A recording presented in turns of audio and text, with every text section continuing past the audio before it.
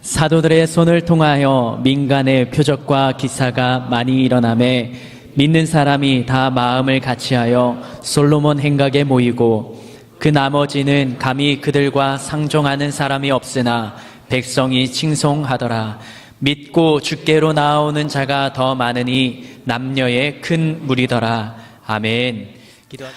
지난 3주 동안에 우리는 예수님의 제자가 되는 길, 예수님의 제자가 되는 단계에 대해서 세 단계로 함께 나누어 보았습니다. 첫 번째 단계는 나의 잘못과 부족함을 아시는 그 예수님께서 여전히 나를 사랑해 주신다는 베드로의 사건을 통하여서 나를 사랑하시는 예수님에 대해서 살펴보았고요.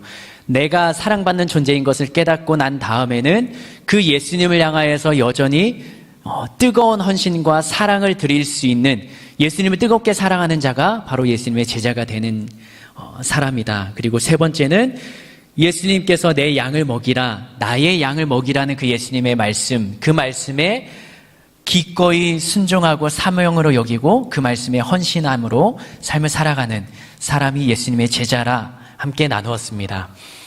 오늘은 그 예수님의 사명에 헌신하는 자들과 관련돼서 교회의 본질이 무엇인지, 교회의 본질에 대해서 함께 살펴보고자 합니다.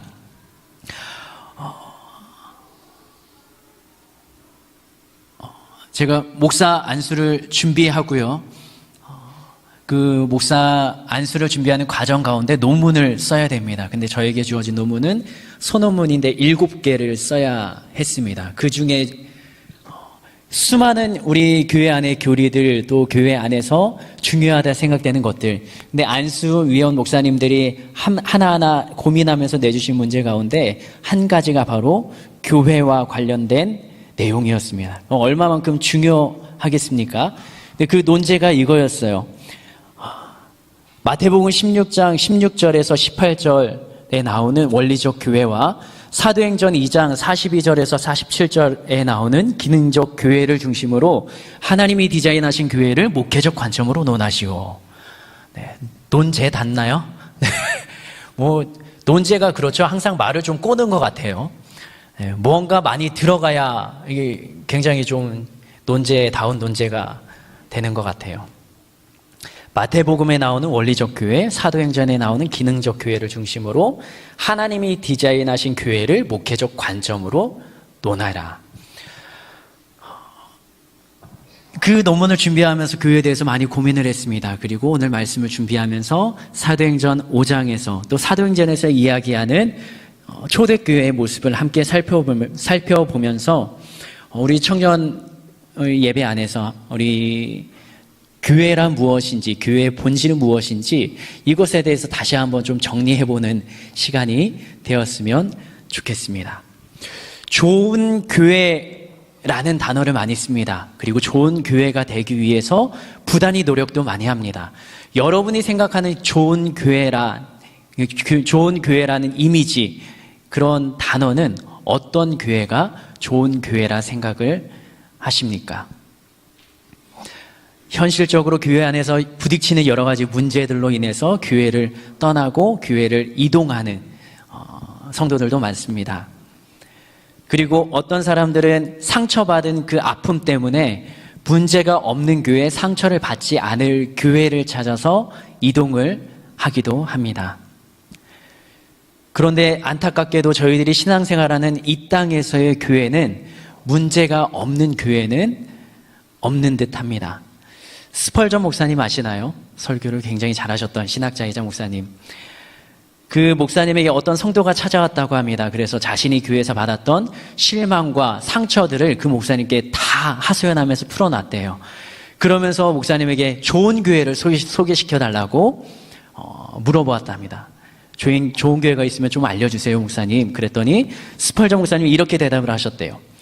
저도 그런 교회를 알고 싶습니다. 그런 교회를 찾게 된다면 저도 이 교회를 사임하고 그 교회에 등록해서 신앙생활을 하겠습니다. 라고 이야기했다고 합니다. 그러면서 이렇게 덧붙였대요.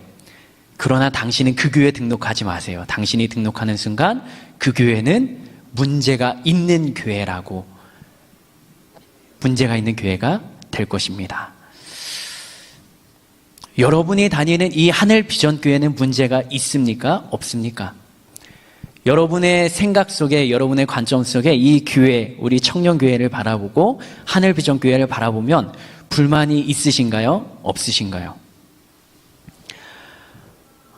그렇다면 다른 면에서 좋은 교회는 어떤 교회일까? 좋은 교회는 어떤 교회여야 하는가라는 질문을 가지고 오늘 함께 성경 말씀 속으로 다가가고자 합니다.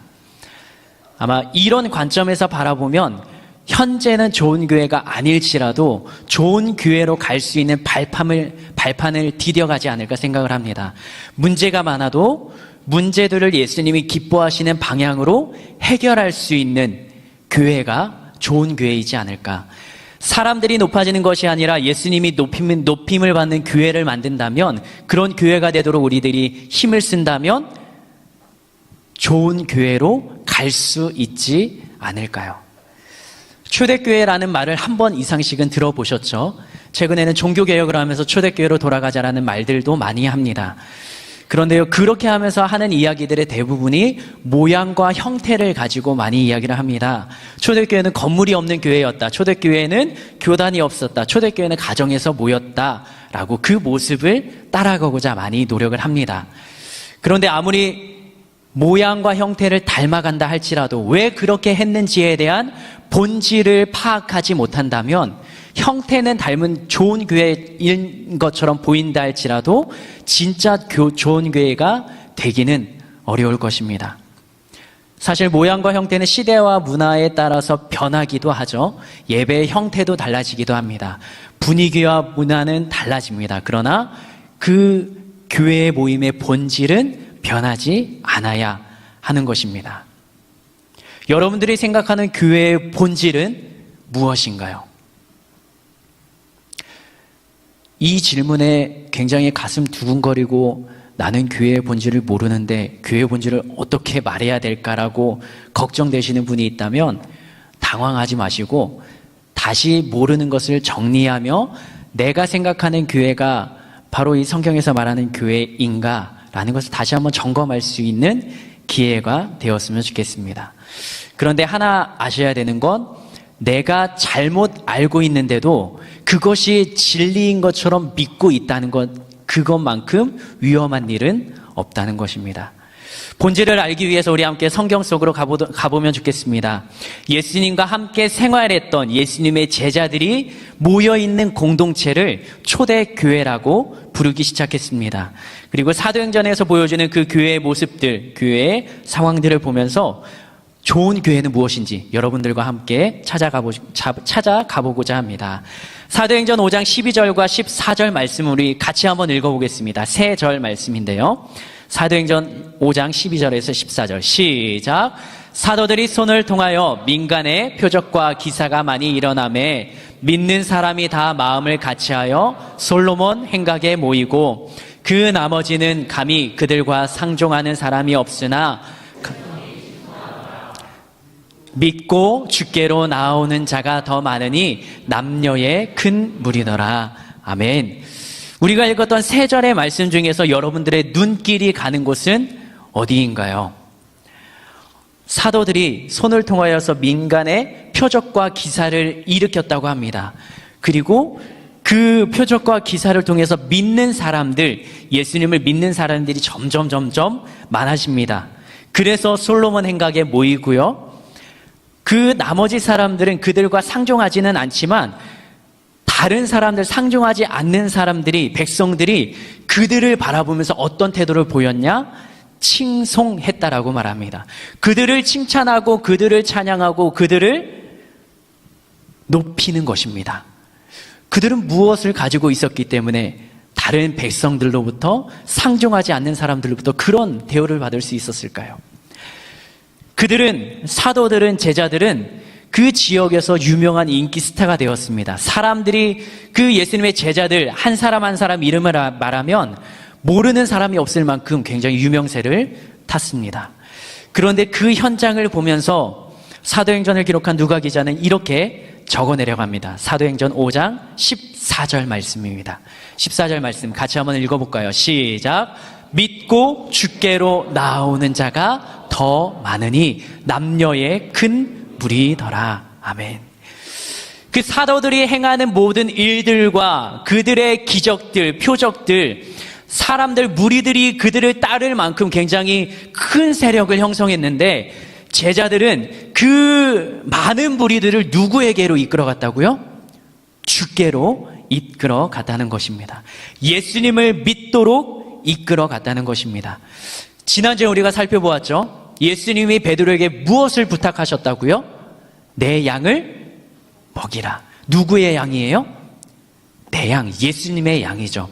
처음 교회를 구성했던 그 구성원들, 예수님의 제자들은 예수님이 주셨던 권능을 가지고, 복음의 권능을 가지고 사람들에게 복음을 전하며 그들과 함께 수많은 기적을 일으켰는데 그 기적의 핵심이 무엇이라고요? 누구에게로 나아가게 하는 거예요? 주께로, 예수님께로 나아가게 하는 것입니다. 그랬는데 유대 종교 지도자들과 대제사장들, 서기관들의 반응은 어땠는가? 그들의 모습을 보면서 이렇게 행동을 합니다. 5장 17절에서 18절 말씀 같이 한번 읽겠습니다. 시작. 대제사장과 그와 함께 있는 사람, 즉 사두개인의 당파가 다 마음에 시기가 가득하여 일어나서 사도들을 잡아다가, 종교 지도자들은 누구를 믿는 사람이에요? 하나님을 믿는 사람이죠. 하나님을 믿는 사람들이 예수님을 믿는 그 예수님의 제자들이 하는 모습들이 굉장히 띠꺼운 거예요. 마음에 시기가 가득합니다. 그래서 이 사람들을 어떻게 한다고요? 어디에 가두었다고요? 옥에 가두었다고요. 하나님과 예수님은 다른 분입니까? 하나님과 예수님은 적대 관계예요? 아니죠. 근데 왜 하나님과 예수님, 하나님을 믿는 유대인들, 종교 지도자들, 예수님을 믿고 따랐던 예수님의 제자들, 이 사람들이 하는 것을 왜 하나님을 믿는 종교 지도자들이 그렇게 핍박하면서 옥에 가둡니까? 예수님의 제자들의 무리가 커지는 것을 마음속에 시기하고 불만이 가득합니다. 사람의 시선으로, 사람의 눈으로 세력이 커지는 것이 못마땅했던 것입니다. 그래서 그들을 옥에 가둡니다. 그런데 하나님은 그 제자들을 다시 밖으로 빼내십니다. 그리고 그들이 할 일이 있기 때문에 다시 한번 불러 세우십니다. 5장 19절 20절 말씀 같이 한번 읽겠습니다. 시작.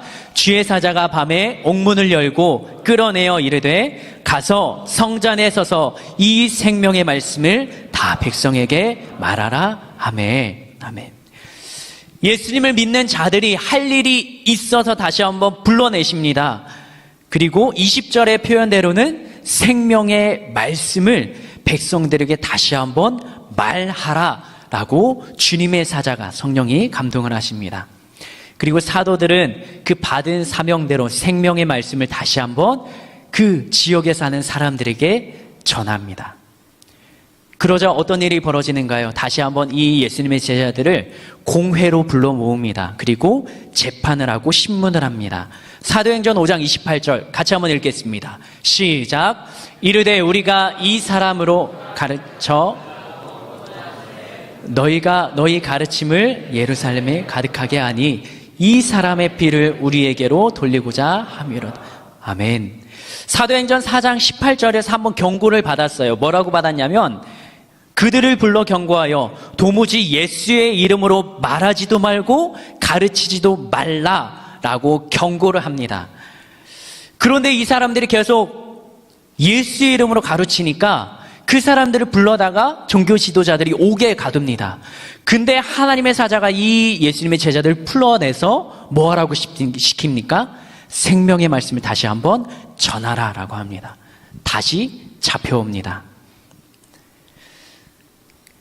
처음에 불러들여서 잡혔을 때 사도들이 예수님의 제자들이 뭐라고 말하는지 아십니까?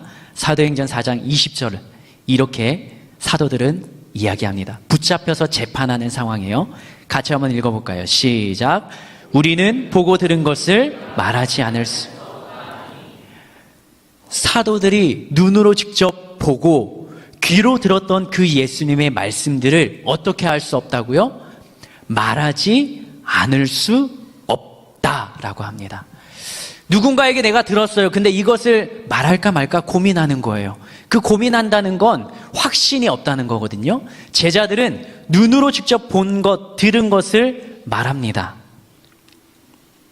재판관들과 종교 지도자들 그리고 도시의 권력자들 앞에서 그들은 죄인의 신분으로 붙잡혀서 신문을 당하고 있습니다. 그런데 그 사람들이 당당하게 여전히 위협을 당하는 상황 속에서도 말한다는 거죠. 뭐를요? 보고 들은 것을 말한다고요. 누가 말합니까? 예수님의 제자들이에요. 근데 이 예수님의 제자들이 얼마 전까지는 어떤 상황이었냐? 갈릴리 바닷가의 상황 아시죠? 모든 걸 포기하고 예수님을 버리고 자신의 생업으로 돌아갔던 제자들이었어요. 그런데 얼마 지나지 않고 성령을 받고 이들은 죽음을 무릅쓰고 위험을 둘러싸이는 그 상황 가운데에서도 자신들이 가진 확신과 자신이 가진 믿음을 버리지 않습니다. 근데 이들이 무엇을 믿었나, 무엇을 보았나, 무엇을 들었나, 그것이 중요하지 않겠습니까? 사도행전 5장 29절 31절에서 이렇게 이야기합니다. 29절부터 31절 같이 한번 읽겠습니다. 시작. 베드로와 사도들이 대답하여 이르되 사람보다 하나님께 순종하는 것이 마땅하니라. 너희가 나무에 달아 죽인 예수를 우리 조상의 하나님이 살리시고 이스라엘에게 회개함과 죄사함을 주시려고 그를 오른손으로 높이사 임금과 구주로 삼으셨느니라. 아멘.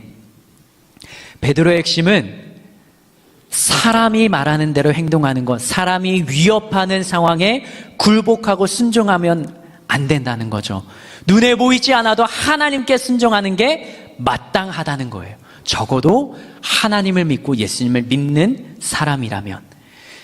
베드로가 무엇을 보고 무엇을 들었습니까? 십자가에 못 박아 죽인 그 예수님이, 예수라는 사람이 죽었지만 3일 만에 다시 살아난 것이 베드로에게는 눈으로 보고 귀로 들었던 생생한 사건이었습니다.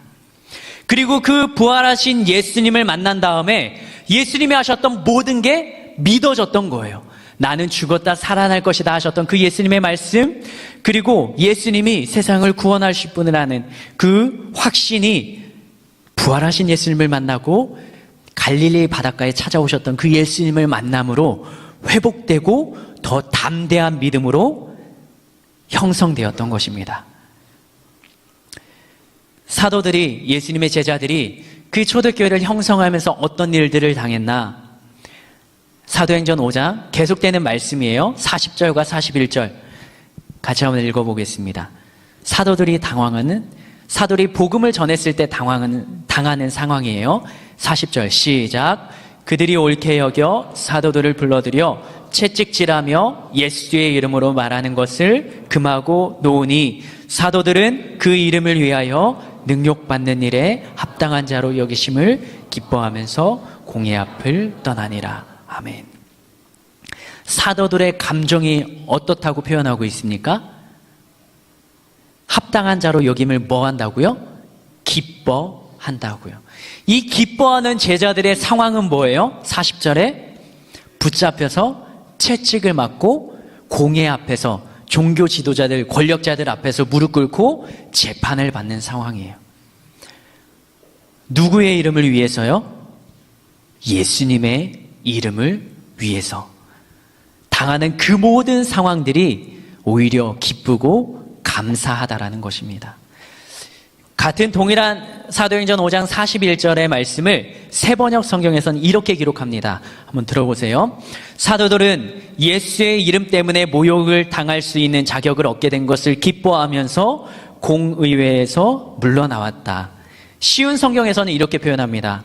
사도들은 예수님 때문에 모욕당하는 것을 영광이라고 생각하여 오히려 기뻐하면서 공의회를 나왔다라고 기록하고 있습니다. 당하는 고난이 끝났기 때문에 기뻐합니까? 아니죠. 고난의 상황은 여전히 계속되는데 그들의 마음 가운데는 기쁨이 있는 것입니다. 방금 전까지는 채찍을 맞고 고난은 진행형이에요. 그런데 자신과 같은 죄인을 예수님의 이름을 위하여서 예수님이 사용하여 주시는 것이 오히려 기쁘고 즐거웠다는 것입니다. 누가요? 초대교회를 형성했던 예수님의 제자들이요. 나 자신을 사랑하고 나를 생각하는 사람이라면 지혜롭게 행동할 거예요. 이렇게 분위기가 험악하니까 조금 쉬었다가 다시 우리가 조용해지면 복음을 전하자. 분위기가 안 좋으니까 잠시 머무르고 우리가 좀 상황을 보자라고 말할 텐데, 그 초대교회 예수님의 제자들과 사도들에게는 그것을 뛰어넘는 뜨거움과 감동이 있었습니다. 그렇기 때문에 이렇게 행동을 합니다. 사도행전 5장 42절 말씀 같이 한번 읽어보겠습니다. 시작. 그들이 날마다 성전에 있든지 집에 있든지 예수는 그리스도라고 가르치기와 전도하기를 그치지 아니하니라. 아멘. 날마다 한 일, 예수님의 제자들 사도들이 날마다 한 일이 무엇인가요? 성전에 있든지 집에 있든지 그들은 무엇을 했나요? 무엇을 가르치고 무엇을 전했던 것인가요? 여기에 나와 있습니다. 한번 따라할까요? 예수는 그리스도라. 예수는 그리스도. 이것이 바로 초대교회 성도들의 핵심적인 신앙 고백이었습니다. 다시 한번 따라할까요? 예수는 그리스도. 새 구절의 말씀을 볼 텐데요. 사도들의 삶의 전도의 말의 중심에는 항상 예수는 그리스도가 있었습니다. 사도행전 5장 42절 말씀 읽어볼까요? 방금 우리가 읽었던 말씀이죠. 사도행전 5장 42절 말씀 시작. 저희가 날마다 집에 있든지 예수는 그리스도라 가르치 전도하기를 쉬지 아니한. 사도행전 9장 22절 말씀입니다. 사도행전 9장 22절 같이 한번 읽어보겠습니다. 시작. 사울은 힘을 더 얻어 예수를 그리스도라 증명하여 다메섹에 사는 유대인들을 굴복시키. 사도행전 18장 5절 말씀입니다. 같이 읽겠습니다. 이번에는 실라와 디모데, 예수님의 제자들, 복음을 들고 나갔던 사람이 하는 말입니다. 시작. 실라와 디모데가 마게도냐, 바울이 하나님의 말씀에 붙잡혀 유대인들, 예수님의 제자들은 붙잡힙니다. 그래도 포기할 수 없는 두 가지 단어가 있습니다. 예수는 그리스도라는 말입니다. 예수는 무엇입니까? 혹시 아시나요? 우리가 너무나도 많이 듣고 있죠. 예수는 무엇인가요? 그리스도라고 답하면 네, 예수는 이름이에요. 신약 성경에 말하면 예수님이 태어나시기 전에 예수라 하라, 그 이름은 그의 백성을 저희의 죄에서 어떻게 할 자? 구원할 자. 이 예수라는 말은 히브리어인 여호수아라는 이름의 줄임 표현으로 여호와는 구원이시다라는 뜻을 담고 있습니다. 예수님을 메시아로 영접한 유대인들은 기도할 때 예수아의 이름으로 기도한다라고 말합니다. 히브리 발음이 예수아. 예수는 이름이에요. 이 땅에 살았던 그 사람을 지칭하는 이름. 그런데 이 예수가 무엇이라고 증거를 했다고요? 그리스도라고 증거했죠. 그리스도는 무엇인가요? 그리스도. 히브리어로 메시아라는 단어를 헬라어로 그리스어로 그리스도라고 말합니다. 메시아는 무엇이라고 알고 계신가요? 기름 부음 받은 자라는 뜻을 가지고 있습니다. 구약 성경에서 메시아는 하나님이 이스라엘을 통하여서 보내주실 구원자를 뜻하고 있습니다. 그래서 하나님을 믿었던 유대인들, 이스라엘 백성들은 그 메시아가 오기만을 기다렸어요. 왜요? 메시아가 오면 그 메시아가 이 땅에서 하나님의 나라를 완성할 것이라 생각을 했습니다. 이 땅 가운데 우리가 누리는 고통과 아픔을 모두 다 해결할 존재가 누구라고요? 그 메시아라고 생각했던 것입니다. 그래서 그 메시아만 오면 로마의 원수, 로마의 통치를 받았던 그 이스라엘 백성들이, 유대인들이 이제는 그 로마의 통치를 끝내고 그 메시아가 다윗의 왕국을 회복하고 이제는 하나님과 함께 영원히 행복한 나라의 삶을 살 것이라 생각을 했습니다. 예수님의 제자들도 그렇게 생각했죠. 그래서 예수님이 예루살렘에 입성하실 때 그들은 이제는 모든 게 끝났다. 그 예수님이 왕으로 자리에 앉으시고 이제는 우리는 영원히 편한 생활을 할 것이라 생각을 했던 제자들도 이러한 관점을 가지고 살아가고 있었습니다. 그래서 유대인들은, 이스라엘 백성들은 메시아를 간절히 기다렸던 것이죠. 다른 말로 예수가 그리스도라는 것은 유대인들은 인정하지 않았던 거예요. 사람으로 온 예수가 자신들 구원할 구원자라고 믿지 않았습니다. 그런데 예수님과 함께 생활했던 초대교회의 백성들은, 사도들은, 제자들은 무엇이라고 증거했다고요? 예수는 그리스도. 다른 말로 하면 예수는 나를 구원하실 분이시라는 믿음의 확신을 가지고 있었다는 것이죠. 그리고 그것을 사람들에게 전하면서 다녔습니다.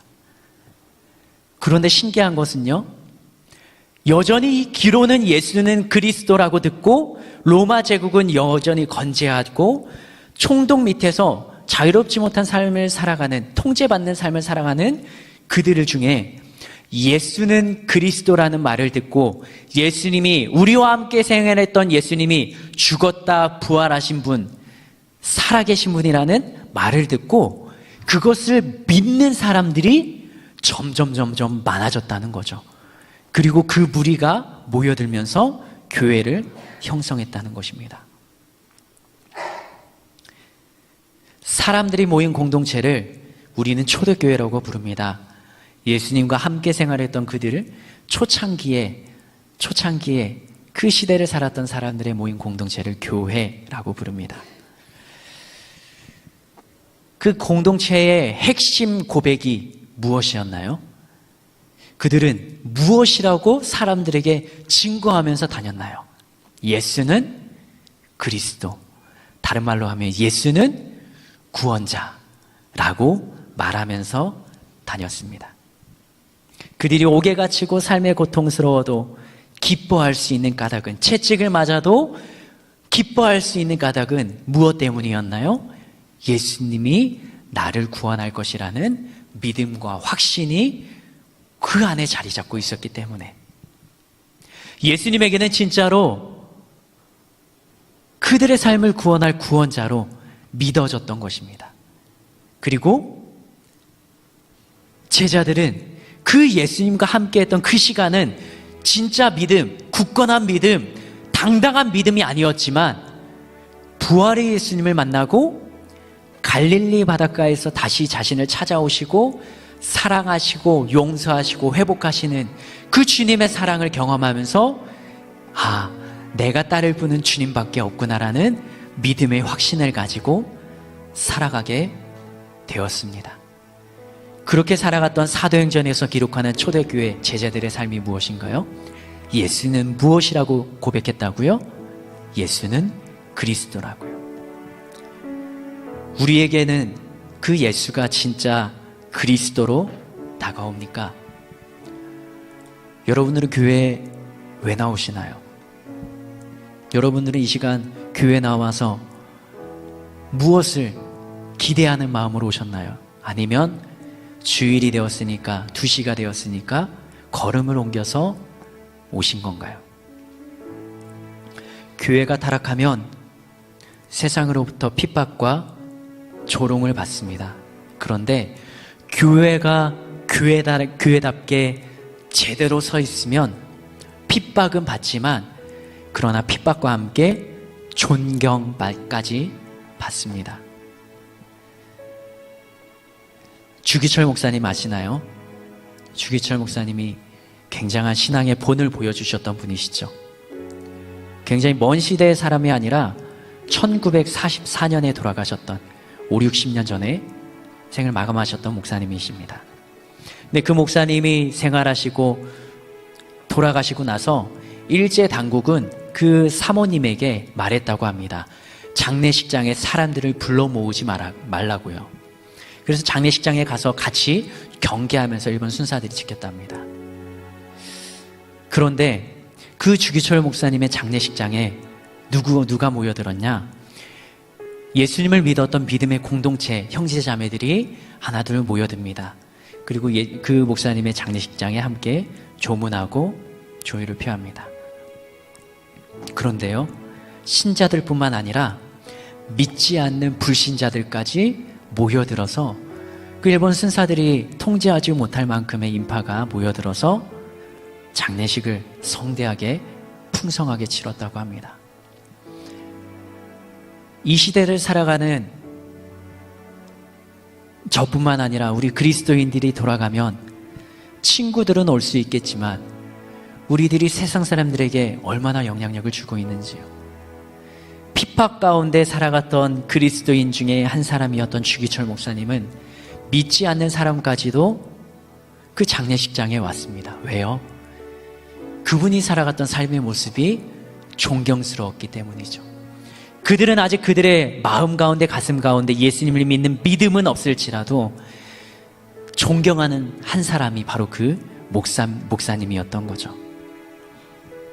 그런데 지금은 교회가, 한국 사회가, 기독교가, 신자들이 그 신뢰를 잃어버렸다는 것이 너무나 안타까울 뿐입니다.